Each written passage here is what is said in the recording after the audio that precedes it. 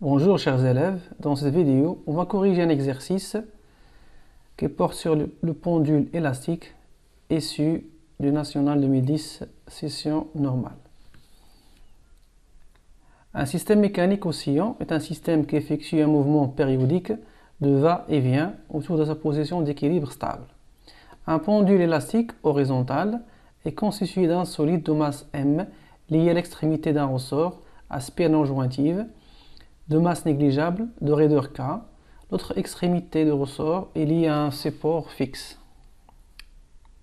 Figure 2. À l'équilibre, le centre d'inertie G du solide coïncide avec l'origine O du repère d'espace lié à la Terre. On écarte le solide de sa position d'équilibre dans le sens positif jusqu'à ce que son centre d'inertie G coïncide avec un point A situé à une distance D du point O. On considère les deux cas suivants. Premier cas, on abandonne à t égale à 0 le corps S au point A sans vitesse initiale. Deuxième cas, on lance à t égale à 0 le corps S à partir du point A dans le sens négatif avec une vitesse initiale V1. Dans les deux cas, le solide S effectue un mouvement oscillatoire autour de sa position d'équilibre O. Donc, première question, établis l'équation différentielle qui vérifie l'abscisse x du centre d'inertie G. Et pour la deuxième question, on va retrouver l'expression intégrale de période T0, sachant que la solution est x égale à x max cosinus de pi sur T0t plus phi. Donc, on va répondre à ces deux premières questions tout d'abord. Donc, pour la question 1, donc le système étudié, c'est le corps S. Donc, le système étudié, c'est le corps S. Pour le bilan des forces,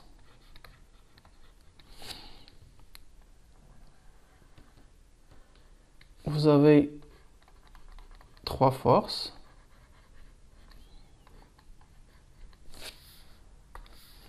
Donc vous avez le poids, la réaction du plan R et force de rappel F ou bien T. Donc pour le bilan, on a P, le poids du corps,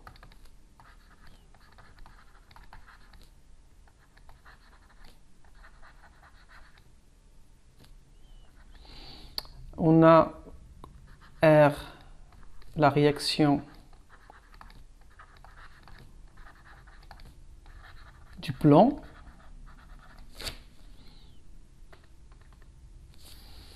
et vous avez la force F, force de rappel, ou bien tension du ressort. Donc on va appliquer la deuxième loi de Newton. Donc, selon la deuxième loi de Newton, on aura P plus R plus F égale MA. Donc, P plus R moins Kx fois I, l'expression de F, qui est égale à MA. Ensuite, on va activer une projection sur l'axe OX. Projection de P, c'est 0, plus 0. Projection de I, c'est 1. Donc, moins Kx est égal à M à X, qui est égal à Mx 2 points. Donc, l'équation différentielle, x 2 points, plus k sur mx égale égale à 0.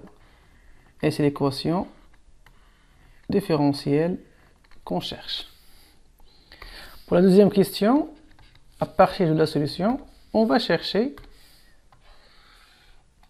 l'expression de T0.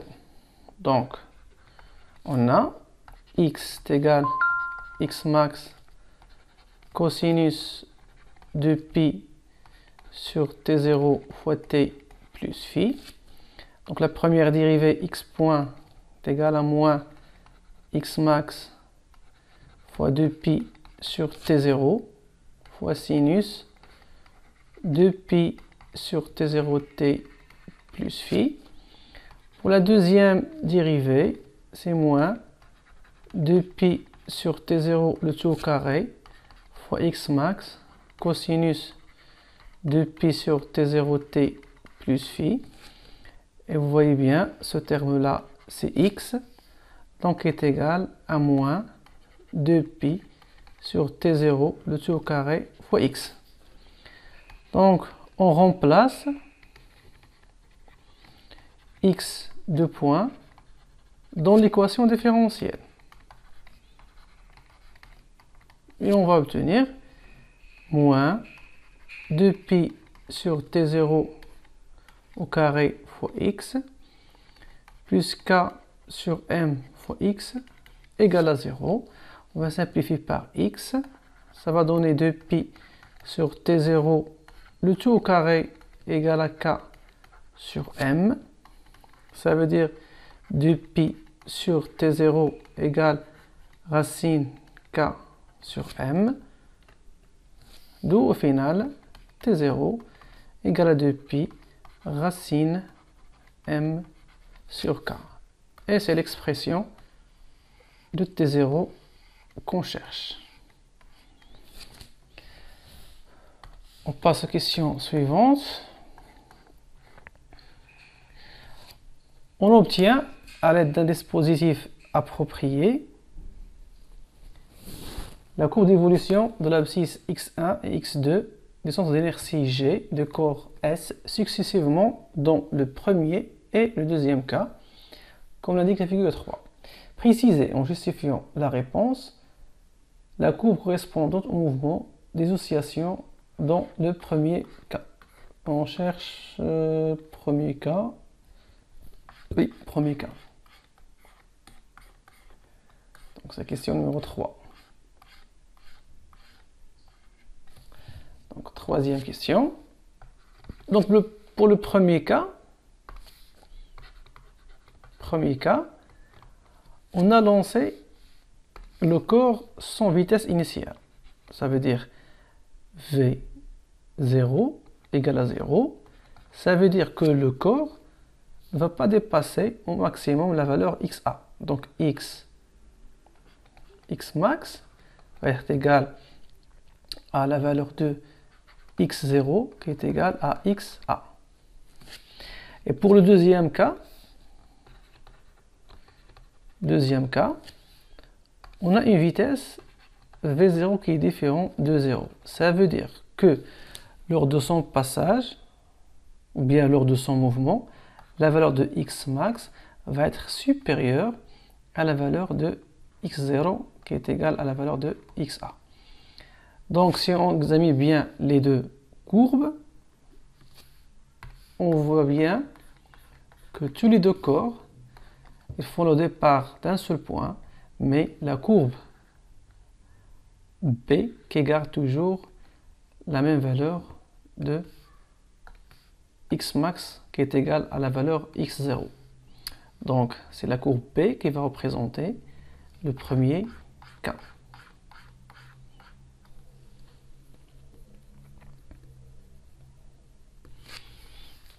Donc c'est la courbe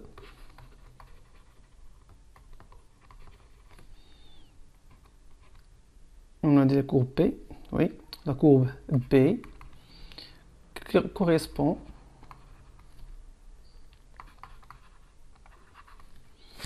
au premier cas.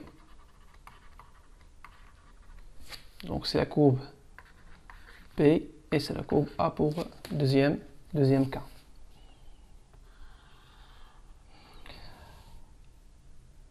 Quatrième question, on considère l'oscillateur dans le deuxième cas. On désigne l'amplitude de son mouvement par x max 2. et la phase à l'origine des dates par phi2. Détermine à partir du graphe de la figure 3 la valeur de la distance d et la valeur de l'amplitude x max 2. Donc pour d, graphiquement pour d, c'est xa, donc ça c'est la valeur de xa qui est égale à la distance d, et voici la valeur de x max 2. Donc x max 2 c'est 4 cm et d c'est 3 cm.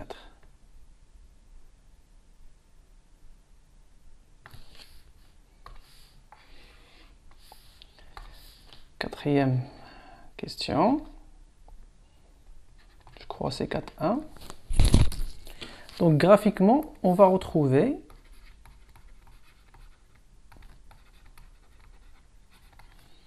que la distance D c'est 3 cm et x max 2 c'est 4 cm.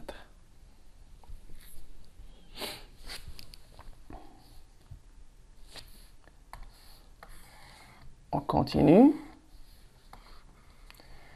4.2. En appliquant la conservation de l'énergie mécanique, montrer que l'amplitude x max 2 peut s'écrire sous cette forme. Donc puisque l'énergie mécanique se conserve, on va l'appliquer dans deux points différents. Par exemple, à t égale à 0, on a l'énergie t égale à 0, on est x égale à la valeur xa, et l'énergie mécanique au point A est égale à l'énergie cinétique au point A plus l'énergie potentielle élastique au point A, qui est égale à 1 demi mva au carré plus 1 demi k fois xa au carré, xa qui est égal à la valeur de t, donc fois t au carré. Maintenant, lorsque x égale x max 2, dans ce cas, la vitesse égale à 0. Pourquoi? Car le corps doit s'arrêter pour retourner dans l'autre sens.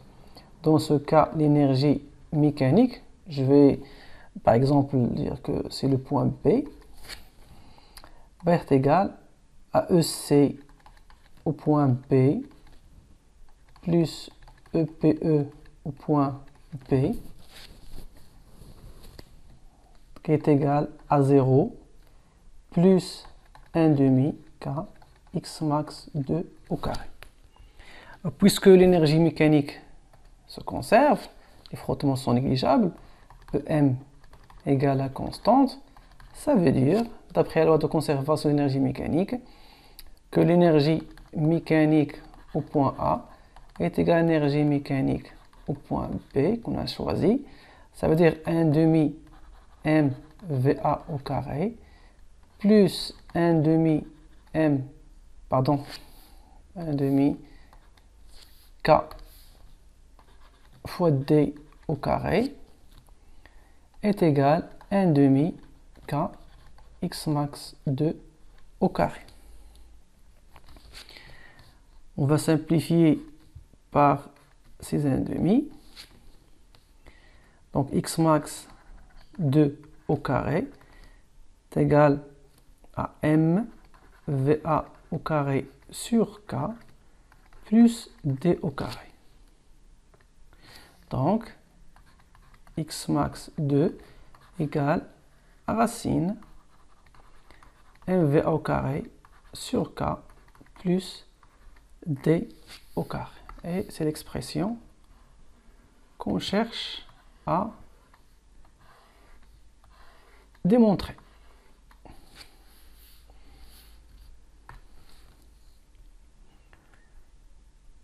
Maintenant, on passe à la dernière question. Je crois que c'est 4.3.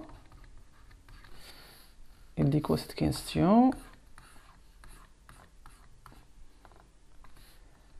Donc, trouve l'expression de tangente phi en fonction de d x max 2.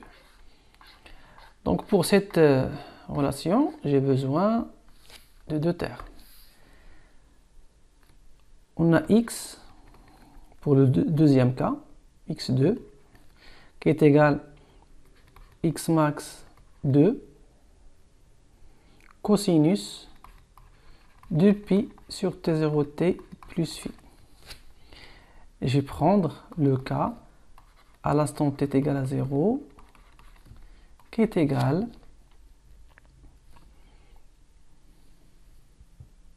x max 2 cosinus phi.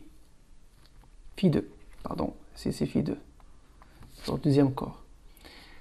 Ça veut dire que cosinus phi 2 est égal à x2 à l'instant t égale à 0 sur x max 2.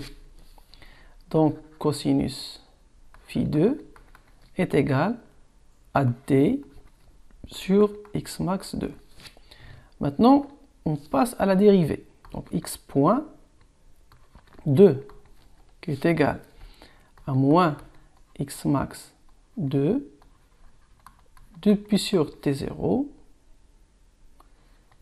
sinus 2 pi sur t0t plus phi 2. Encore une fois, on va travailler à l'instant t égale à 0, x point 2 à t est égal à 0, qui est égal à moins x max 2 fois 2 pi sur t0 sinus phi 2. On sait très bien que x point 2 à l'instant t égale à 0, c'est la vitesse au point A. Ça veut dire que sinus phi 2 est égal à moins VA fois T0 sur 2 pi x max 2. Maintenant, j'ai les deux expressions. L'expression de cosinus phi, l'expression de sinus phi. Et maintenant, on va chercher tangente phi 2 qui est égale à sinus phi 2 sur cosinus phi 2 qui est égal à, je vais écrire les termes, sinus phi 2 c'est moins VA fois T0 sur 2 pi x max 2 divisé par D sur x max 2. Donc on va simplifier par x max 2 et par, non c'est x max 2, ça va laisser seulement moins VA fois T0 sur 2 pi fois D. Ensuite, on va remplacer T0 par son expression. Donc avec T0 est égal à 2 pi racine M sur K, ça va donner tangente phi 2 qui est égale à moins VA fois 2 pi racine M sur K sur 2 pi fois D. Donc je vais simplifier 2 pi avec 2 pi. Ça va laisser seulement égal à moins VA sur D racine M sur K. Ensuite, je vais aller chercher l'expression de VA.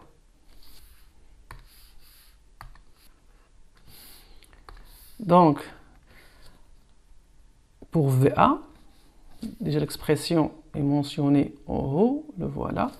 Donc je vais prendre cette expression-là et je vais chercher la valeur de VA à partir de cette expression.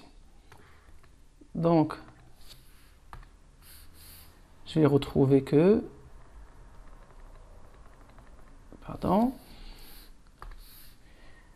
Donc, VA au carré. Donc, et on a VA au carré égale AK fois X max 2 au carré moins D au carré, le tout sur M.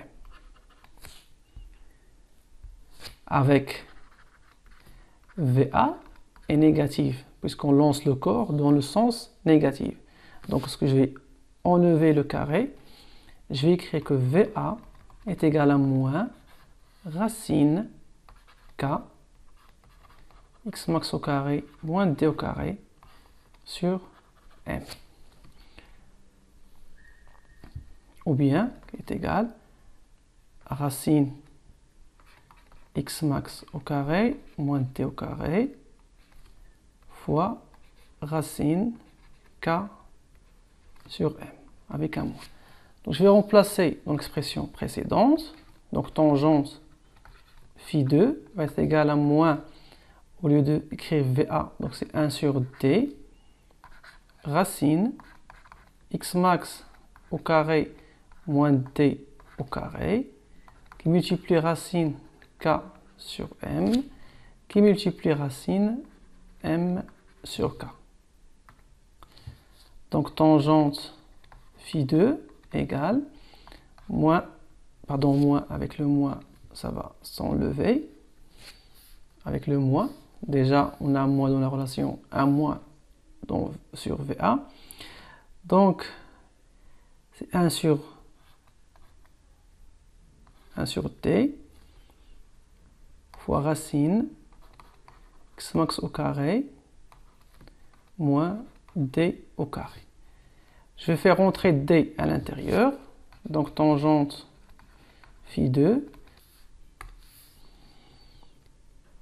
Donc c'est racine X max au carré sur D au carré moins 1.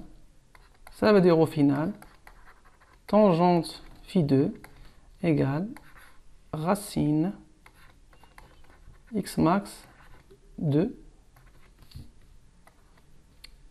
le tout au carré moins 1. Donc et voilà l'expression qu'on cherche à démontrer.